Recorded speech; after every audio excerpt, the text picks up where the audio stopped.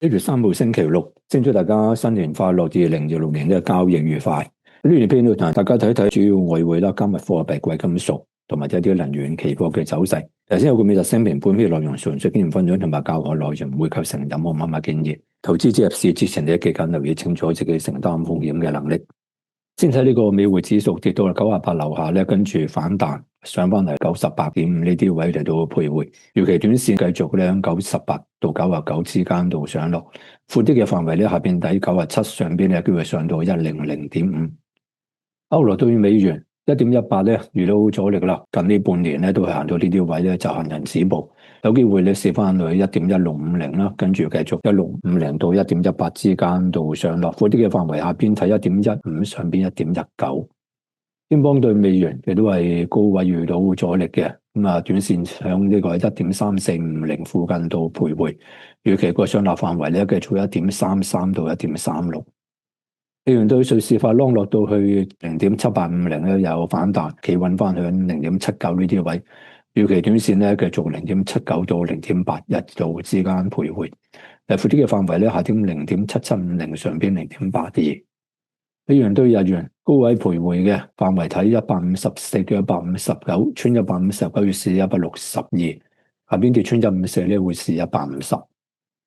美元對加元落到1.36咧有反彈，阻力咧嘅半碰到響1.3750，穿翻1.3750又會試1.39，支持位咧1.36。澳元對美元繼續有一個大範圍度上落啦，上到0.67又遇到阻力。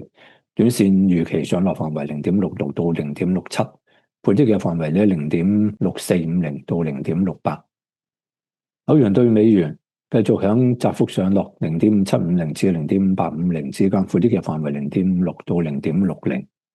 金價試新高之後咧回落，暫時企向4320蚊附近度上落，預期上落範圍咧4200到4400，突破4400咧會試4600。跟住睇4900啦，下面咧跌穿4000，有機會試4000蚊。銀創歷史新高之後咧，見咗83.75之後咧就有波幅，暫時未有方向嘅，波幅非常之大，介乎於70蚊到80蚊之間。闊啲嘅範圍咧，下邊62蚊，上邊90蚊。紐約原油期貨貼住56到58之間呢啲位嚟到上落，短線咧仲係冇方向嘅，大啲嘅範圍咧52到62。天然氣期貨又跌穿支持位，落到去3.5嗰啲位度，穿3.5跌試2.9，阻力位睇3.8同埋4.2。你睇睇 Bitcoin 嘗試向上反彈嘅，不過咧由11月中到而家咧都未突破到嗰個特定嘅範圍85,000蚊到92,000。如果突破到嘅話咧，下邊有機會試76,000，上邊有機會試翻10萬蚊。